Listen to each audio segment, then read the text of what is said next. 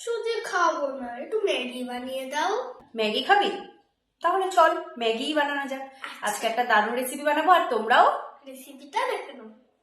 বাচ্চারা কিন্তু রোজ রোজ এক খাবার খেতে একদম ভালোবাসে না, তবে আমি কিন্তু ওকে এক এক দিন এক এক রকমের খাবার করে দিই। চেষ্টা করি ওর জন্য কিছু পছন্দের খাবার তৈরি করে দিতে। আজকেও সেরকমই একটা রেসিপি তৈরি করতে চলে আসলাম।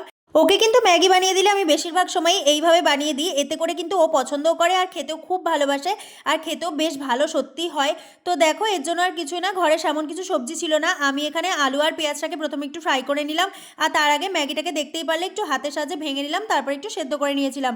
অন্যদিকে একটা ডিম ভালো করে ভুজিয়া করে নিলাম, এর মধ্যে সেদ্ধ করে রাখা ম্যাগিটা দিয়ে ভালো করে ডিমের সাথে নাড়িয়ে নিলাম, তার মধ্যে দিয়ে দিলাম আলু আর পেঁয়াজ ভাজাটা।